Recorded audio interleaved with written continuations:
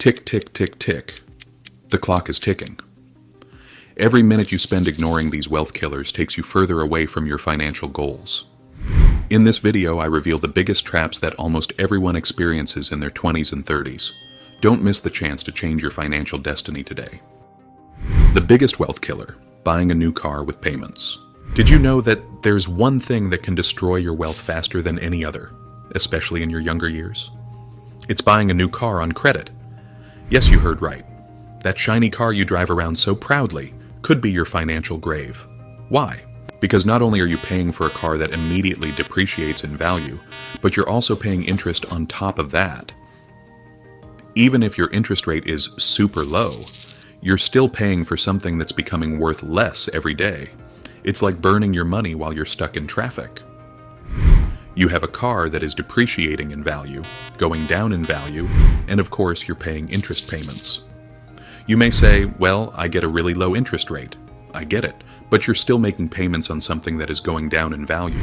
You can easily buy reliable used cars with cash and not have to worry about an ongoing payment. Don't worry about how you look to other people. It doesn't matter. So avoid financing cars, and avoid that new car you really don't need. Credit card debt. Why plastic money is so dangerous. Credit card debt is the second biggest wealth killer. Change your lifestyle and your attitude towards credit cards. There's nothing wrong with having a credit card as long as you use it responsibly. If you have a credit card that you pay off in full every month to build up your credit history, that's fine. Use it for necessary expenses like groceries or gas that you have the money for. However, avoid using it for unnecessary things you can't afford. If you go over your credit limit month after month, you'll pay high interest rates without realizing it. Credit card interest rates can range from 20 to 30%, and many people don't even realize it because it becomes part of their monthly payment. Leave the credit cards alone. If you use them, do it responsibly, but in the wrong hands they can destroy your wealth. The third wealth killer is skipping the 401k match. If you have a job in America and you have a job that offers a 401k, a retirement plan, and they match it, please get the match. Don't leave the match. The match is there for a reason. It helps you. It's almost like free money. Don't leave money on the table by not getting your 401k match. Forgetting about getting the match is something that you will regret when you get 10 or 20 or 30 years out from now. You'll say, boy, I wish I had gotten the match sooner, or at least gotten the match. Listen, don't leave free money on the table. The silent wealth killer. Why your 20s decide your retirement. The fourth wealth killer lurks in the shadows, not investing enough at a young age.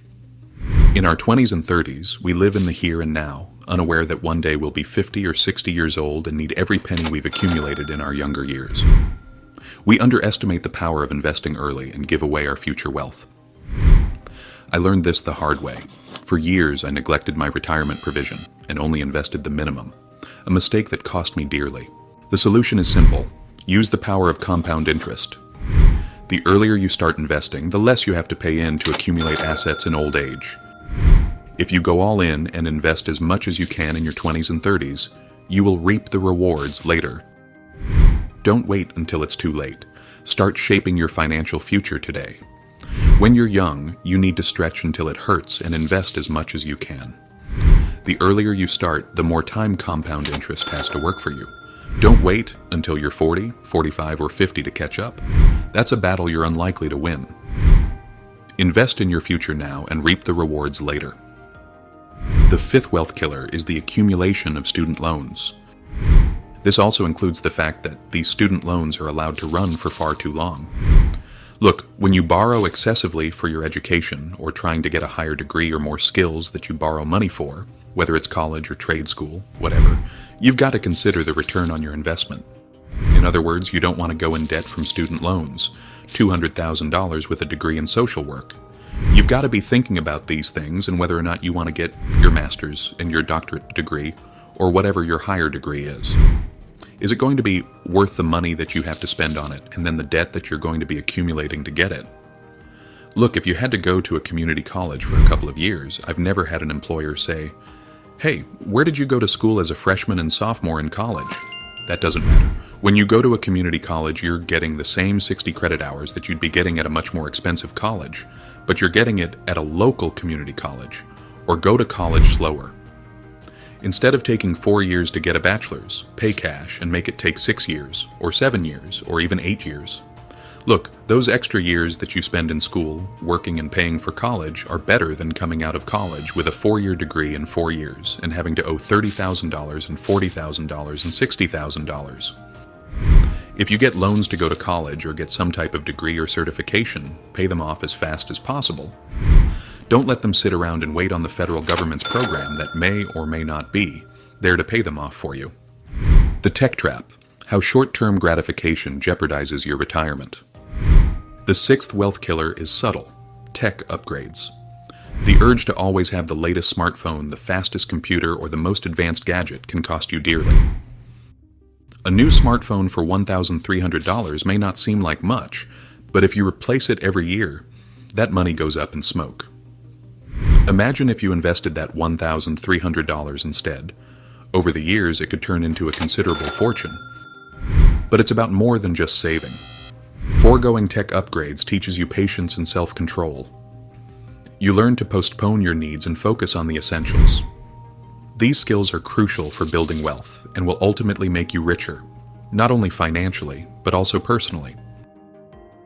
Rent trap: how your apartment eats up your assets. The seventh wealth killer lurks between your four walls: excessive rental costs. One of the biggest expenses in our lives is the roof over our heads, our home, our place of retreat. But what if this supposed safe haven becomes your financial grave? Renting is simply unaffordable these days, I hear you say. And you're right. Rents are rising to dizzying heights, not just in America, but worldwide. It's hard to find affordable housing that is safe and where your children can attend a good school. I understand your concerns. But the harsh truth is that if you spend too much on your rent, you'll have less and less money left over to grow your wealth, invest, and build a financial future. Your apartment becomes a gilded cage that chains you to your financial situation. But there is a way out of the rent trap. You need to get creative and rethink your living situation. Perhaps this means temporarily moving back in with your parents, living with friends or family, or setting up a shared flat. Maybe just for a year or two while you save money to afford your own home. I know that's not ideal. But sometimes in your 20s and 30s, you have to make sacrifices to improve your financial situation. It may mean sacrificing comfort for a year or two, living with other people, or living in a less attractive neighborhood. But these sacrifices are worth it if it means you can reduce debt, invest more money, or afford your own home. Remember, your home is not just a place to sleep. It's a crucial factor in your financial future. If you spend too much on your rent, you're sabotaging your own efforts to build wealth. So, face reality and make a conscious decision. Do you want to continue to be caught in the rent trap, or do you want to break out and build a financial future that offers you freedom and security? The choice is yours. Reduce your rental costs and invest in your future. Overspending on vacations is another wealth killer. Look, I know we all want to take that cruise. We all want to sit on the beach somewhere. We all want to travel over to Greece and over to Dubai and hang out, relax, and have some fun. But listen, guys, splurging on luxury travel or frequently booking these expensive vacations, a lot of times those things are fine and dandy. But you've got to remember, you're paying something for those. Not just today, but a little bit is coming off the top for later on down the road for you. You're losing some of your ability to build some wealth, right? So, you've got to understand that kicking it today affects tomorrow. And sometimes it's really hard to see that when you're in your 20s and 30s. You're not really looking at the fact that one day you'll be in your 50s and you'll be wishing you had some of that money back. Nothing wrong with getting these experiences. I'm all for that. That's okay. But just understand what's being sacrificed. It's important to understand that the decisions you make today will have an impact on your future. In your 20s and 30s, it may be hard to realize this. You don't think about the fact that one day you'll be in your 50s and wish you had some of the money back that you spent on expensive vacations. There's nothing wrong with having memorable experiences. I'm the last person who would tell you not to. But be aware of what you are sacrificing for it. Every luxury vacation is a trade-off between short-term pleasure and long-term financial security. Imagine investing the money you spend on luxury travel instead. Over the years, this could turn into a considerable fortune, allowing you to enjoy a carefree retirement.